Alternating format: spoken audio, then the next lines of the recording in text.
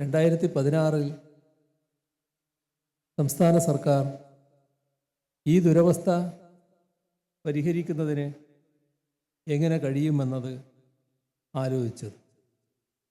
നാം ആ ഘട്ടത്തിൽ തയ്യാറാക്കിയ നവകേരളം കർമ്മ പദ്ധതി, അതിൽ മാലിന്യ സംസ്കരണമടക്കം ലക്ഷ്യം വെച്ചുകൊണ്ട് ഹരിതകേരള മിഷൻ ആ ഘട്ടത്തിൽ രൂപീകൃതമായി.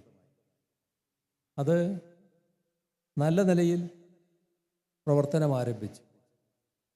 2017 ആഗസ്റ്റ് 15 നമ്മുടെ കേരളത്തിൽ ഹരിതകേരള മിഷൻ്റെ നേതൃത്വത്തിൽ മാലിന്യത്തിൽ നിന്നും സ്വാതന്ത്ര്യം എന്ന പേരിട്ടുകൊണ്ട് ശാസ്ത്രീയ മാലിന്യ സംസ്കരണ സംവിധാനം ഒരുക്കുന്നതിനുള്ള ഒരു ജനകീയ ക്യാമ്പയിൻ നാം ആരംഭിച്ചത്. അതിന് നല്ല ഫലവും ആളുകളിൽ അനുകൂലമായ പ്രതികരണവും ഉണ്ടാക്കാൻ കഴിയും. ഓരോ പ്രദേശത്തും ജനങ്ങൾ അതിൻ്റെ ഭാഗമായി മാറി.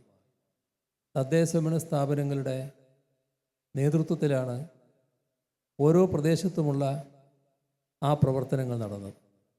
എല്ലാവരും ഒരു ഭേദചിന്തയുമില്ലാതെ ആ പ്രവർത്തനത്തിൽ പങ്കാളിയായി.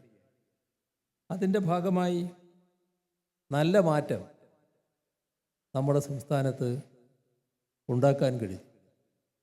2017 തുടങ്ങി 2020 ആകുമ്പോഴേക്ക് തന്നെ നമ്മുടെ ഈ ക്യാമ്പയിൻ്റെ ഭാഗമായി സംസ്ഥാനത്താകെ 28,632 ഹരിതകർമ്മ സേനാംഗങ്ങളുടെ സേവനം ഉറപ്പാക്കാൻ കഴിയും. ആ ഘട്ടത്തിൽ തന്നെ താൽക്കാലിക സംവിധാനങ്ങളടക്കം മിനി മെറ്റീരിയൽ കളക്ഷൻ ഫെസിലിറ്റി സെൻ്ററുകൾ, നമ്മുടെ മിനി MCFകൾ എന്ന് പറയുന്ന ആ സെൻ്ററുകൾ 2,825 തയ്യാറാക്കാൻ കഴിയും. അതോടൊപ്പം MCFകൾ 1,339, 157 റിസോഴ്സ് റിക്കവറി ഫെസിലിറ്റികൾ, കമ്മ്യൂണിറ്റി തല ജൈവമാലിന്യ സംസ്കരണ സംവിധാനങ്ങൾ 2,327. ഇതെല്ലാം നമ്മുടെ കേരളത്തിൽ പ്രവർത്തനം ആരംഭിക്കുന്ന സ്ഥിതിയുണ്ടായി. അങ്ങനെ വന്നപ്പോൾ നല്ല മാറ്റം നേരത്തെയുള്ള അവസ്ഥയിൽ നിന്ന് വന്നു.